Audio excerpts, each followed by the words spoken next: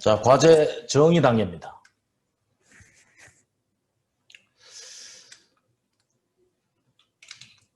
자, 지금 이제 첫 번째 우리가 수행한 것은 과제 선정을 했어요. 과제 선정.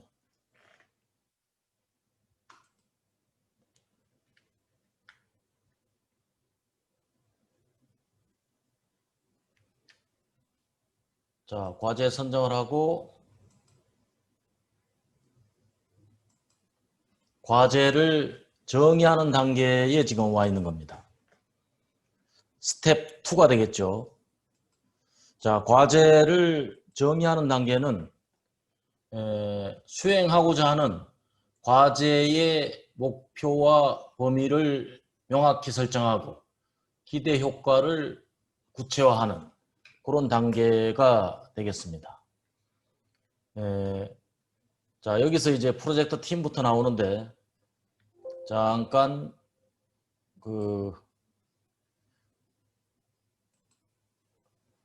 전체 상을 우리 보드를 통해서 정리를 좀 하고 교재를 하나하나 진행을 해 보도록 하겠습니다. 자, 지금 우리가 이제 프로젝트 정의를 하는데 뭘 정의하느냐, 이게 이제 제일 중요한 문제죠. 자, 프로젝트 정의를 하게 되는데 우리가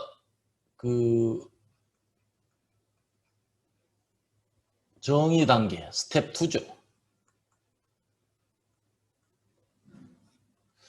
자, 정의 단계를 하게 되는데 첫 번째 정의하게 되는 것은 아까 이야기했듯이 비즈니스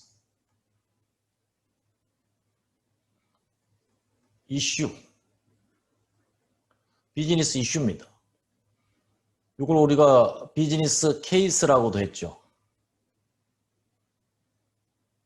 기회의 기술이라고도 했습니다. 자, 이때 우리가 정의해야 될 첫 번째, 제일 중요한 게 비즈니스 임팩트입니다.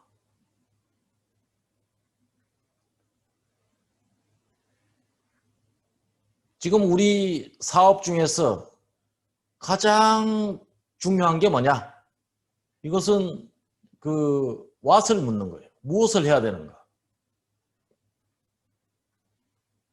그 다음에 그것이 얼마나 큰가에 대한 관심이죠. 두 번째는 자, 이것을 갖다 우리가 지금 해야 되느냐? 아무리 중요한 일도 지금 해야 될 일 있고 내일 할 일이 있어요. 세 번째는 만약 우리가 이 일을 하지 않는다면, 만약 이 일을 하지 않는다면 어떤 일이 생길 거냐? 자, 이게 세 번째 질문입니다. 요 대답에 부합하면 우리 비즈니스 이슈에서 정확하게 해야 될 일의 명세를 포착하게 되는 것입니다. 그 다음에 두 번째는 자, 이와 같이 비즈니스 이슈를 잘 추출을 했다면 그 다음 해야 되는 건 문제를 기술하는 겁니다. 프로블렘 스테이트먼트. 문제 기술이죠. 문제는 아까 뭐라 그랬어요? 문제는 바람직한 모습. 우리가 지금 이 수준이에요. 지금 근데 이 수준에 도달해야 돼. 그럼 이 수준과 이 수준의 차이, 요만큼의 차이가 바로 문제라고 하겠습니다. 그래서 문제를 명확하게 하기 위해서 문제는 아까 우리가 뭐라고 정의했어요? 문제는 바람직한 모습.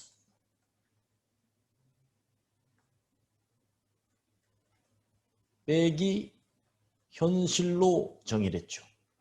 그래서 문제의 구성 요소는 문제의 주체가 뭐냐?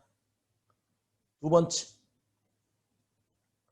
문제의 발생 시기가 어떻게 되느냐? 세 번째, 문제의 규모가 어떻게 됩니까? 네 번째, 문제의 영향이 어떻게 됩니까? 그래서 아까 코로나가 이야기했죠. 자, 2월 달에서 6월 사이에 코로나가 2만 건이 발생되었다. 2만 건이 발생됐어요.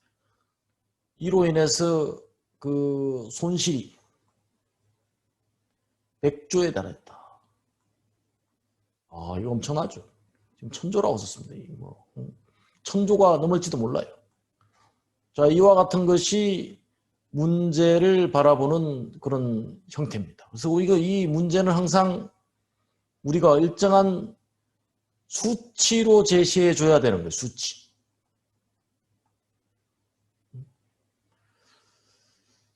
자, 이 상황에서 굉장히 우리가 고민을 하게 되는데, 과거에 한 사례를 보면 그 제일모직에는 사업부가 두 개가 있었어요. 하나는 직물사업부, 하나는 패션사업부가 있었습니다. 이 패션은 수치로 말하기가 매우 어렵다. 챔피언 워크숍을 하는 동안에 이런 그 이야기가 나왔어요. 그래서 제가 하나 예를 들었죠. 우리가 그 수치로 말하기가 제일 어려운 것이 패션도 있겠지만 정말 하나 예를 들면 행복이라는 게 있습니다. 행복.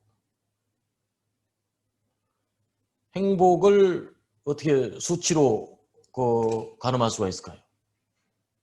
자, 우리 채팅창 열고 잘 들린다면 5번을 한번 입력해 보겠습니다. 5번. 잘 들린다 5번. 오케이. 아주 좋아요. 지금 아주 수신 상태 좋습니다. 잘 들린다. 자, 지금 속도 굉장히 좋다. 7번 누르겠습니다. 7번. 오케이. 좋아요. 요 속도로. 그러면 이제 우리가 행복을 수치로 만들기 위해서는 우리는 항상 이걸 함수로 쓸 수 있는 습관을 들여야 됩니다. 함수로 쓰면 행복은 어떻게 될까요? 행복은 욕구분의 현실입니다. 자, 이렇게 정의할 수 있을까요? 뭔가 두 가지 중에 하나가 있어야 돼요. 행복하기 위해서는 현실을 자꾸 높게 채워가든가 아니면 욕구를 줄여야 돼요. 그래야 우리가 행복해지는 거예요. 자, 이렇게 두고 나서 행복의 구성 요소를 우리가 이렇게 한번 써볼 필요가 있어요. 구성 요소가 사람마다 다 다르겠으나 진짜 나는 첫째가 건강이다. 요새 건강 제일 중요하죠. 우리가 마스크 요새 쓰고 다니는데 뭐 때문에 마스크를 쓰고 다녀요? 건강하기 위해서 마스크를 쓰는 것. 그 다음에 두 번째는 돈이다. 돈 중요하죠. 자, 세 번째는 뭐겠습니까? 세 번째는 여러분들이 겉으로 고민하고 있는 직장이다. 직장. 여러분들 직장 좋은 취업하기 위해서 지금 오늘 이 시간에도 지금 여기서 이러고 있는 거 아니에요, 지금? 네 번째는 뭘까요? 네 번째는 역시 가족이다. 가족이 제일 중요하잖아요. 자, 우리 지금 우리가 수치라는 그런 대목에서 고민스러워서 우리가 수치화해가는 과정이 어떤가를 지금 보는 겁니다. 이렇게 해서 자, 이걸 이렇게 칸을 칩니다. 자, 그러면 여기서 이제 우리가 뭘 정의할 수 있나? 이것에 웨이트가 있어요. 건강이 나는 50%다. 그 다음에 돈이 20%다. 그 다음에 직장이 20%다. 가족이 뭐 10%다. 어떻게 하다 보니까 이렇게 됐는데 요 퍼센티지는 개인마다 정하면 되겠어요. 그러면 이제 여기서 이제 현 수준이 나오는 거예요. 현 수준이 어떠냐? 여기서 이제 이게 나오는 거예요. 욕구분의 현실. 욕구분의 현실이 건강이 내가 지금 60점이다. 대학 들어와서 요새 축구도 못하고 그러다 보니까 완전 요샌 100m만 달려가도 완전히 막 숨이 헐떡거린다. 돈도 없다 요새는. 그 막 재난지원금 준다는데 언제 주나. 응? 돈 50점이다. 직장 아직 취업도 못해서 직장 지금 30점이다. 가족은 뭐 지금 퍼펙트하다. 100점이다. 그럼 어떻게 되겠어요? 여기서 나오는 게 웨이티드 스코어가 나오는 겁니다.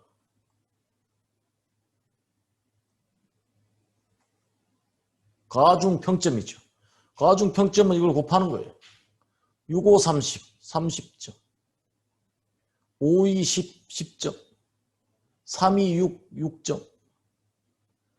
그 다음에 가족은 10점. 이걸 다 더하니까 얼마예요? 합계가 56점이다. 56점. 나의 행복 수준이 지금 56점인 거예요. 56점.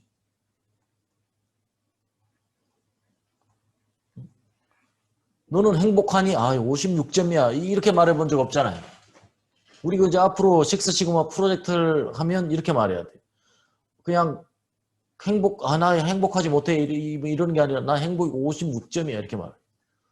그런데 지금 이제 프로젝트를 해서 이거 행복해져야 되겠다. 응? 행복해지려면 어떻게 해요? 여기서 뭘 높여야 됩니까? 이거 돈이 없어야 돈을 갖다 갑자기 지금 무슨 10점인데 이게 급하긴 한데 이건 또 직장 취업하고 또 맞물려 있어요. 지금 당장 뭐 은행을 털 수도 없는 일이고 이거 지금 어떻게 할 수가 없어요. 직장도 어쨌든 뭐 오래 시간을 보내고 이렇게 가야 돼. 이건 100점이니까 더 이상 어떻게 할 수도 없어요.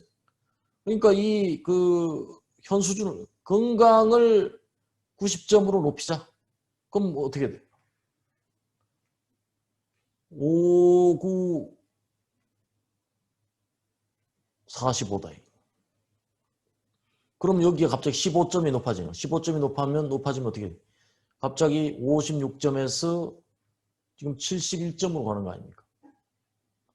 그래서 우리가 가장 애매하다고 생각한 행복마저도 이와 같이 우리가 수치화할 수 있다. 문제는 이런 것들을 어떻게 정의하느냐가 굉장히 중요한 거예요. 그래서 어떤 문제든지 우리는 수치화가 가능한 겁니다. 그래서 수치화가 가능하다는 전제하에서 그 다음에 뭐냐? 우리가 문제를 규정하고 문제를 수치화해야 된다는 상황에서 지금 이야기하는 거예요. 그럼 그 다음에 세 번째가 뭐예요? 골 스테이트먼트다.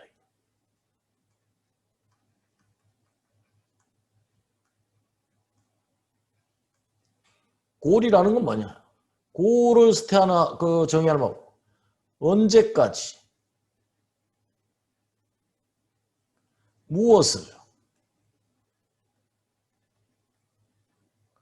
얼마만큼 향상시킬 것인가. 이것이 목표를 기술하는 방법이에요. 2020년 12월까지 코로나 발생 건수를 제로화하겠다. 이게 프로젝트 목표가 될 수 있어요. 그래서 언제까지 무엇을 얼마만큼 하겠다. 이게 이 목표가 될 수 있습니다. 문재인 정부는 임기까지 2021년까지 최저임금을 10,000원 이상으로 하겠다. 뭐 이렇게 했죠. 이것도 마찬가지. 이렇게 딱 정하는. 그다음에 네 번째가 뭐냐? 네 번째가 프로젝트 스코프다. 프로젝트의 시작 시작점이 뭐냐?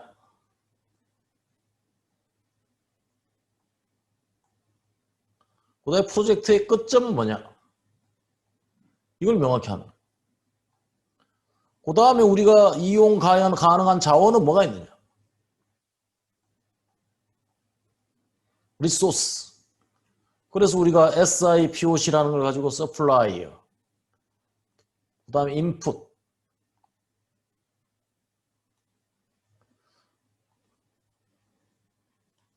그 다음에 프로세스,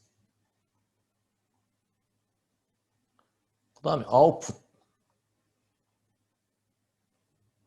그 다음에 고객, 커스터머.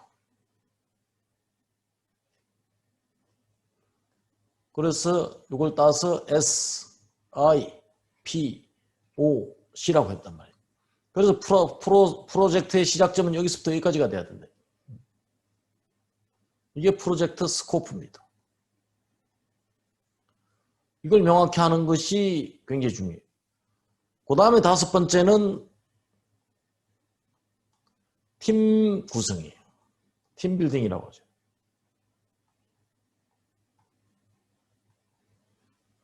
팀에는 리더가 있고 멤버가 있어요. 000, 000, 멤버는 또 몇 명 되겠죠, 이렇게. 그 다음에 이 사람들의 역할이 있는 겁니다. 롤. 이걸 명확히 하는 거예요. 리더는 자, 프로젝트를 전체 일정 관리를 하고 또 툴에 대해서 설명을 하고 그 다음에 전체 시간 계획을 세우고 그 다음에 멤버는 데이터를 수집하고 누구는 뭘 하고 이런 역할이 명확해야 된다. 그래서 성명 구분. 그래서 이와 같이 팀의 그 조직과 그 다음에 각각 해야 될 역할을 명확히 하는 것. 이게 팀빌딩. 6번째는 뭡니까? 추진 일정입니다. 추진 일정은 자, 저기 구분해서 DMAIC를 언제까지 어떻게 할 거냐? 이거를 정하는 이 기간이 대략 4 내지 6개월. 지금까지 한 요 6가지를 명확히 하는 것이 프로젝트 정의입니다. 프로젝트 스텝 2의 프로젝트 정의는 자, 비즈니스 이슈를 도출을 하고 문제 정의를 하고 그 다음에 목표를 진술하고 그 다음에 프로젝트 스코프를 정하고 그 다음에 팀을 구성하고 추진 일정을 수립하는 것. 이것이 전체 프로젝트의 정의 단계에서 해야 될 일이 되겠습니다. 자, 다시 교재로 돌아와서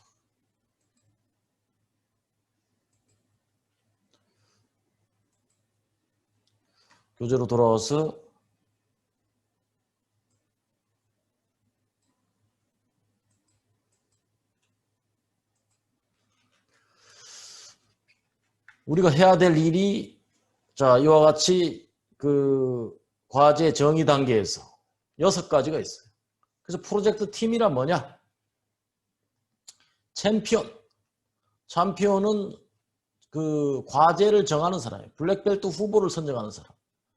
그 다음에 6시그마 추진팀은 전체 중장기 계획을 수립하고 6시그마 경영혁신 플랜을 수립하는 사람입니다. 그 다음에 과제의 진도 관리를 하는 주체가 되겠습니다.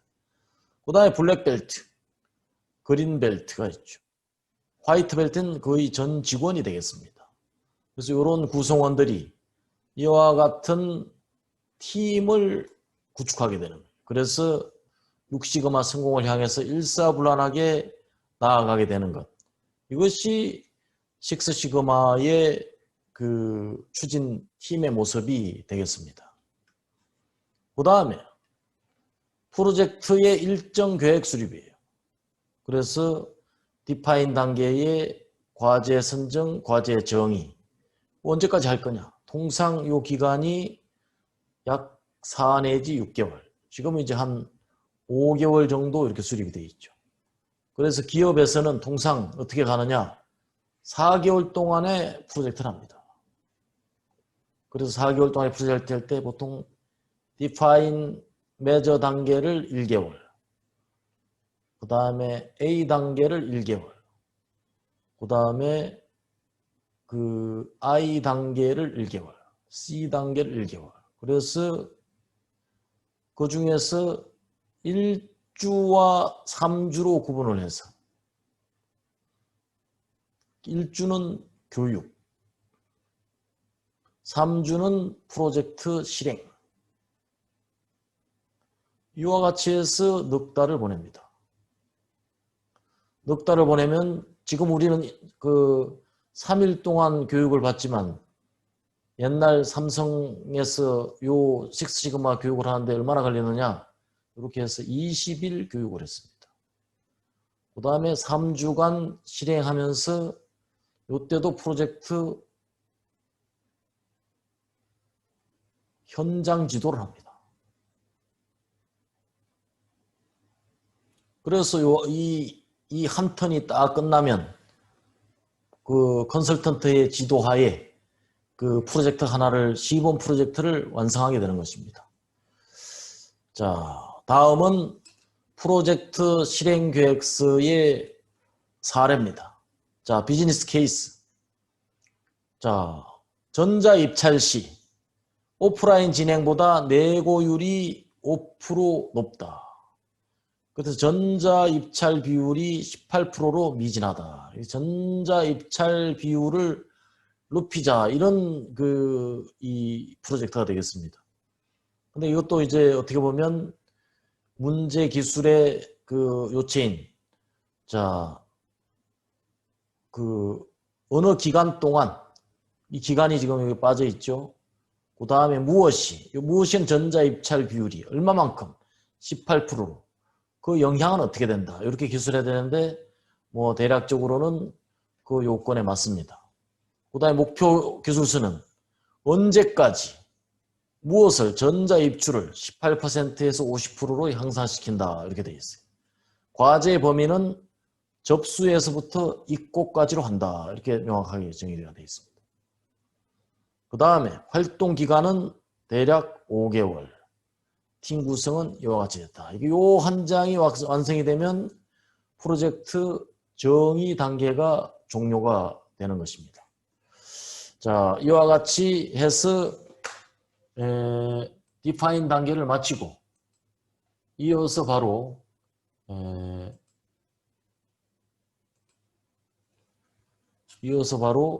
측정 단계로 넘어가도록 하겠습니다.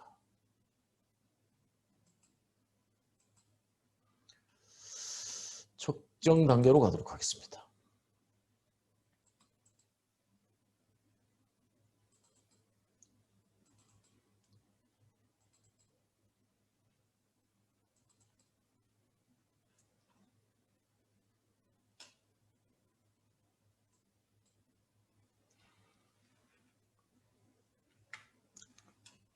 자, 이것이 이제 바로 측정 단계가 되겠는데요.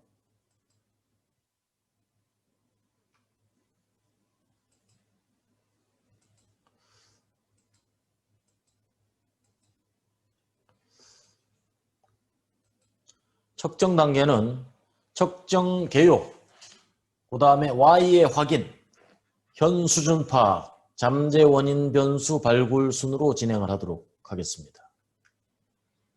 측정의 개요입니다. 자, 측정 단계는 3스텝으로 구성이 되어 있어요. 첫 단계는 스텝 3, Y의 확인. 자, 여기서 Y가 뭘까요? Y는 프로젝트의 성과를, 즉 성공이냐 실패냐, 뭔가 판단을 해야 되겠죠. 실패냐 성공이냐. 이 판단하려면 뭐가 있어야 돼요? 척도가 있어야 됩니다. 척도가 있어야 판단을 통해서 성공이다 실패다를 우리가 결정할 수가 있는 거죠. 자, 그래서 이 Y란 뭐냐? 프로젝트의 성공과 실패를 결정하는 척도를 말한다. 이런 얘기입니다. 그래서 예를 들면 우리가 건강하다. 건강하다는 건 좋은 거죠. 근데 건강하다. 프로젝트 끝나고 너 건강해졌니? 그럼 아 좋아졌어. 이런다고 될 일이 아니다. 이런 얘기입니다. 그럼 어떻게 해야 되느냐? 척도를 정해야 된다. 건강을 가늠한 척도가 뭐냐? 자, 체중이다. 두 번째는 뭐 혈압이다. 뭐 세 번째는 혈당이다. 뭐 이렇게 이런 것들을 정하면 이건 분명히 이제 Y로 측정 가능한 형태가 되죠. 그럼 이게 프로젝트 Y가 되는 겁니다. Y1, Y2, Y3가 되는 거죠. 이와 같이 측정 가능한 형태로 프로젝트의 성공과 실패를 가늠한 척도를 결정하는 과정을 우리가 Y의 확인 이렇게 말하며 스텝 3입니다. 그 다음에 스텝 4는 현 수준의 파악입니다. 자, 그러면 이 체중, 혈압, 혈당이 이렇게 정해졌는데 이거의 현 수준이 얼마냐 각각. 이게 굉장히 중요하죠. 현 수준, 즉 규격의 초과되는 이 범위가 얼마나 되느냐. 이게. 마찬가지로 이런 분포에서 규격을 벗어나는 확률값을 산출하는 방식을 우리가 현 수준 파악이라고 합니다. 그 다음에 잠재 원인 변수의 발굴. 이건 뭐냐? 마치 그 살인 사건이 났을 때 초동 수사와 똑같습니다. 초동 수사를 할 때 어떻게? 제일 첫 번째로 해야 될 일은 현장에 대한 보존입니다. 현장을 보존하고 훼손되지 않도록 현장을 보존하고 모든 단서를 수집합니다. 여기서 뭐 여길 지나간 사람, 담배꽁초, 뭐 모든 걸 갖다 여기 뭐 다 수집을 해요. 이게 다 증거 목록들이. 자, 요런 증거 목록을 수집하는 단계를 뭐라 그러느냐? 잠재 원인 변수의 발굴이라고 합니다. 즉 이게 범인인지 아닌지는 몰라요. 잠재적으로 그럴 수 있는 참 원인일 수 있는 범인일 수 있는 가능성이 있는 후보들을 총망라하는 그런 과정이라고 볼 수가 있겠습니다. 자, 그래서 이건 측정의 하나의 이제 전체 상이 되겠는데요. 측정 대상을 이와 같이 선정을 하고, 그 다음에 이 측정 대상이 어느 프로세스에서 나왔느냐를 명확히 합니다. 그 다음에 각 척도에 대해서는 운영적 정의, 그걸 갖다가 뭐 조작적 정의라고도 합니다. Operational Definition.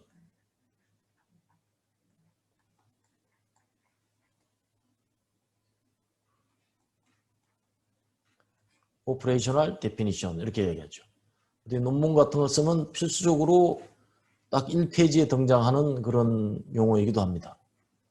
그 다음에 각종 도표화나 또는 그 차트화가 이루어지고 정규성 검증을 통해서 시그마 수준이 결정이 됩니다.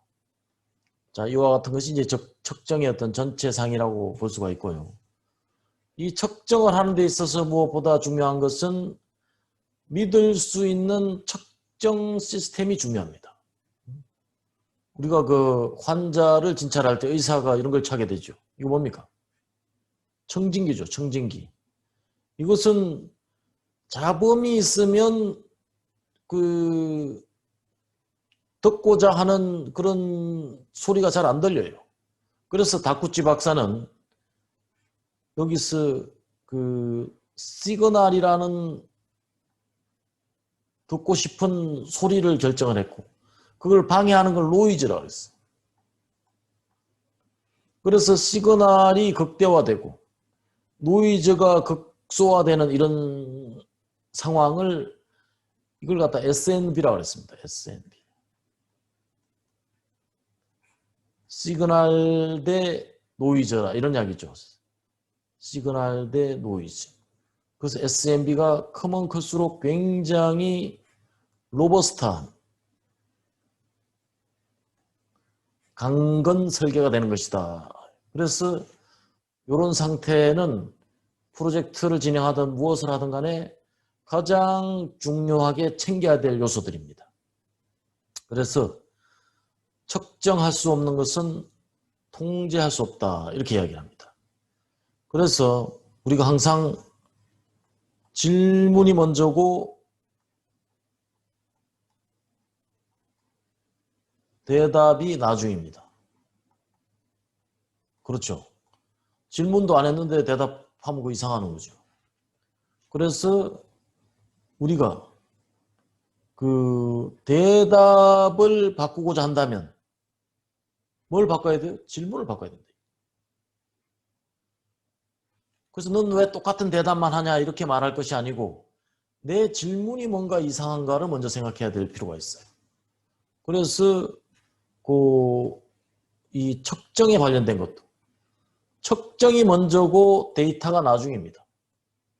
측정해야 데이터가 나오는 거예요. 그래서 이 데이터가 맞냐 틀리냐를 묻기 전에 측정을 올바르게 해야 올바른 데이터가 수집이 되는 것입니다. 모든 논리가 이와 같아요. 그래서 믿을 수 없는 측정 시스템이라는 것은 항상 측정하고 나면 파란색이 관찰된 값입니다. 관찰된 프로세스의 데이터예요. 잘은 모르지만 이 빨간색 라인이 참값입니다. 참값. 그럼 실제 관측값에는 요 빗금친 부분만큼의 게이지 에러가 존재하게 되는 것입니다. 그래서 이런 일이 발생하는 원인은 측정 장치에 문제가 있을 수 있고 그 다음에 측정한 오퍼레이터한테 문제가 있을 수 있어요. 그 다음에 이게 측정이 딱 정확하게 계량형으로 측정하는 게 아니라 사람의 감이나 또는 육안 이런 것에 의해서 측정한 차이로도 볼 수가 있겠습니다. 그래서 우리가 개선을 하기 위해서는 신뢰할 수 있는 측정 시스템에서 분석된 데이터 이게 제일 중요합니다. 이게 개선의 핵심이에요. 그래서 우리가 빨리빨리 앞으로 가고 싶겠지만 너무 빨리 길을 재촉할 것이 아니고 현재 우리가 신뢰할 수 있는 측정 시스템을 가지고 있느냐를 먼저 점검하는 것이 측정 단계에 도저히 양보할 수 없는 중요한 단계라고 할 수가 있겠어요. 자, 지금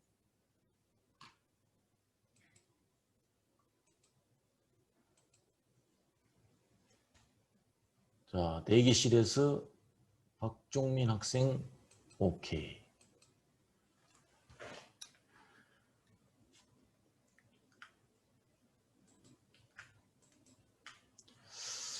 그래서 잠재인자 및 주요인자 항상 우리가 이 Y에 영향을 미치는 인자들은 무수히 많아요. 이를테면 혈압이 높다. 이거 Y가 될 수 있어요. 혈압이 높다는 게 왜 그래요? 여러 가지 X가 첫 번째는 식습관 그 다음에 무슨 운동량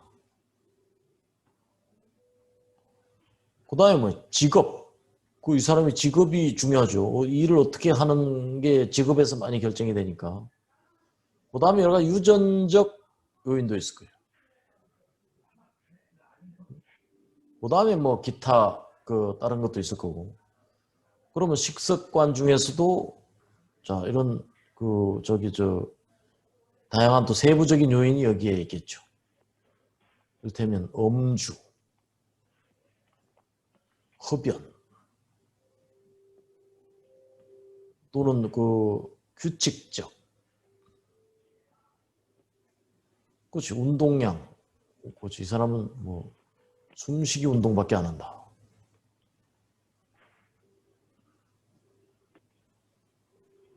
또는 과도한 운동을 한다든가.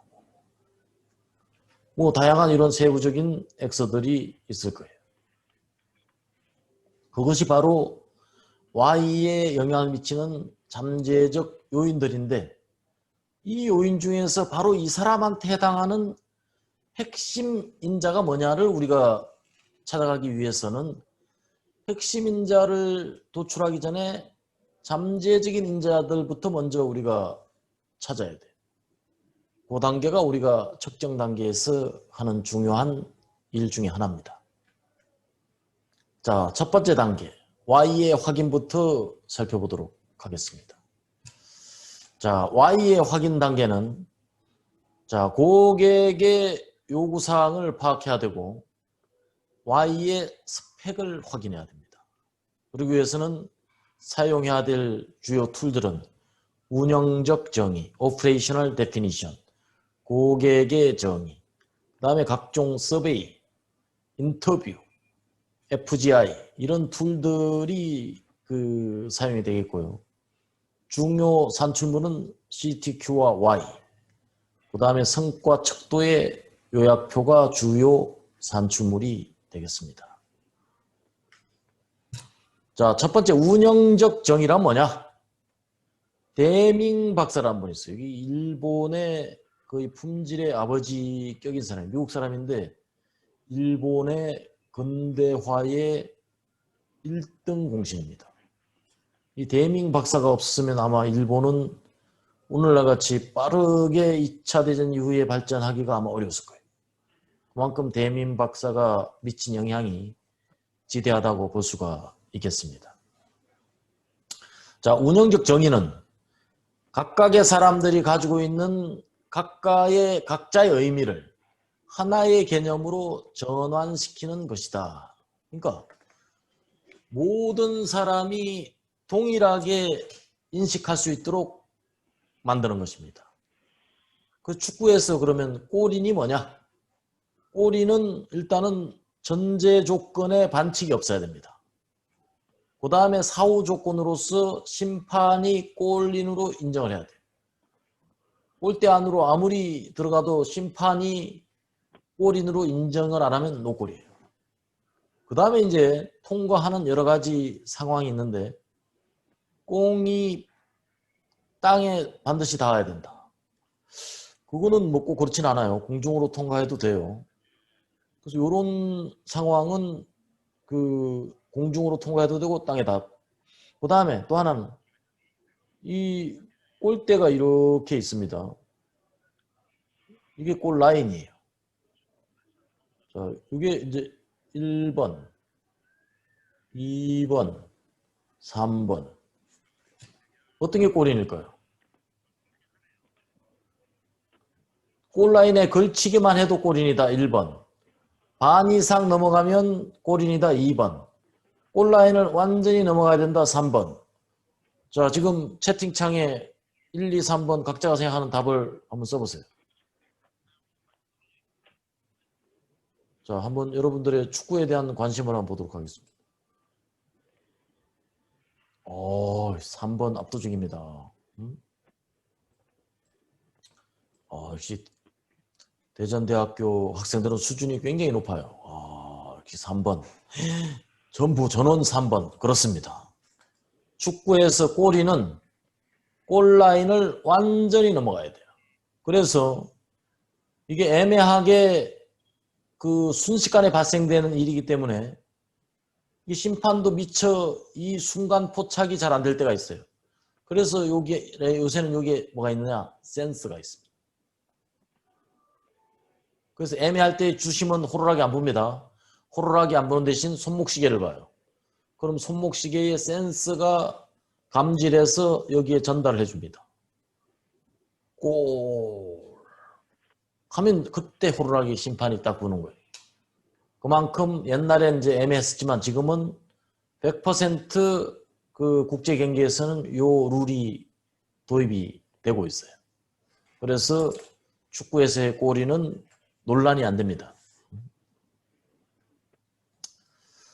그 다음에 이제 CTQ, Y를 정하기 위해서 우리가 고객을 정의해야 되는데 고객을 정의해야 되는 이유는 뭐냐면 이 Y 척도가 이게 고객에게 충분히 가치를 부여해 줄 수 있어요. 고객이 별로 중요하게 생각지도 않는 Y는 별 의미가 없어요.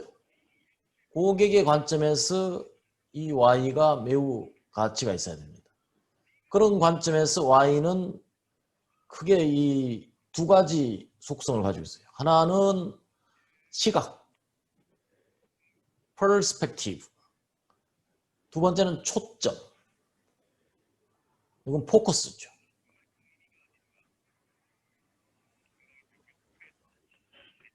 perspective. 이건 관점이에요. 초점, 포커스. 이 초점은 뭐냐? 이건 기업이 보는 대로의 고객입니다. 기업이 고객을 보는 거예요. 그 다음에 시각은 뭐냐? 고객이 기업을 보는 겁니다. 예를 들어가지고 시각은 뭐? 예를 들면 스마트폰의 해상도가 뭐 얼마 이상 또는 모니터의 속도가 뭐 75Hz 이상 이런 것들은 고객이 보는 대로의 기업입니다. 그런데 초점 뭐냐? 이를테면 시장 점유율.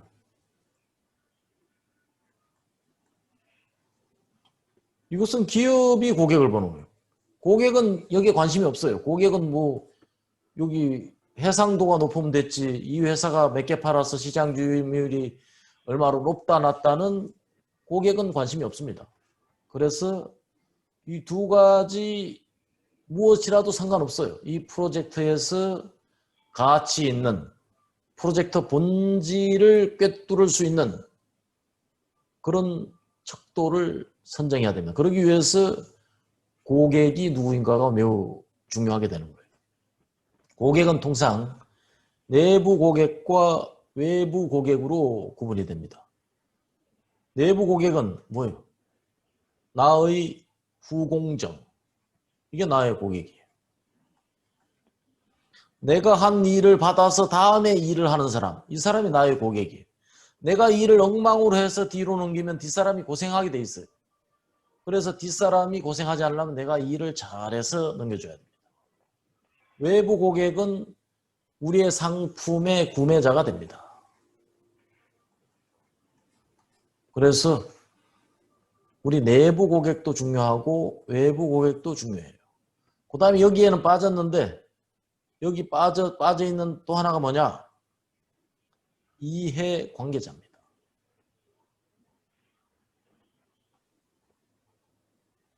이해 관계자는 뭐예요? 여기 해당되는 게 정부, 법규, 법률을 위반해서도 안 돼요. 그 다음에 그 여러 가지 각종 압력단체. 요새 이 요구가 굉장히 중요해요. 여러 가지 뭐 환경단체라든가, 그 다음에 소비자 뭐 연맹이라든가, 또 노조라든가. 노조 중요하죠. 이번에 의사들 굉장히 세게 나왔어요. 그래서 이게 어쨌든 모여서 단체 행동하는 거 이런 것들을 다 고려해서 뭔가 기업이 운영을 해야 됩니다. 그래서 기업이 요새 굉장히 어려운 거예요. 고려해야 될 게 한두 가지가 아니죠. 내부 고객, 외부 고객, 이해관계자 이 사람 저 사람 눈치를 다 살펴야 되니 기업이 얼마나 어렵겠습니까? 그 중에서 타겟 고객을 정해야 됩니다. 그래서 우리가 마케팅에서 STP 전략이다 이렇게 얘기합니다. 그래서 첫 번째 S는 세그먼테이션.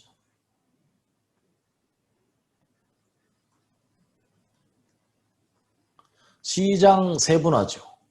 그 다음에 타겟 마켓, 표적 시장을 선정합니다. 그 다음에 표적 시장의 포지셔닝.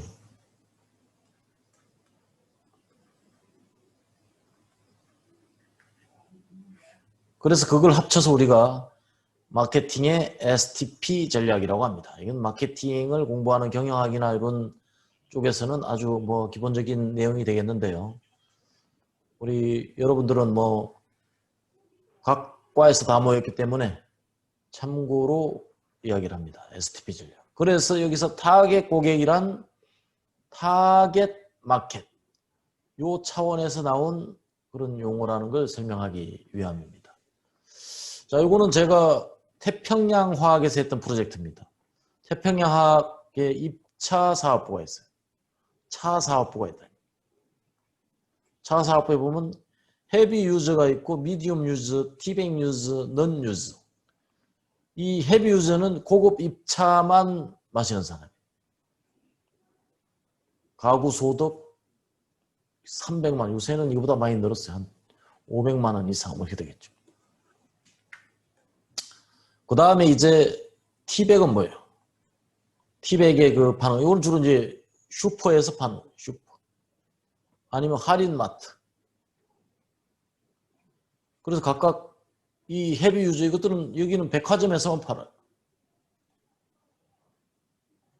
그래서 백화점에서 파는 거하고 슈퍼에서 파는 거하고 고객의 구매 방식이 틀려요. 그렇기 때문에 이 그 헤비 유저를 대하는 방식과 티백 유저를 대하는 방식은 초기 설계부터가 달라야 되는 것입니다. 그래서 우리 타겟 고객이 어딘가를 매우 명확히 하고 프로젝트를 출발을 할 필요가 있겠습니다.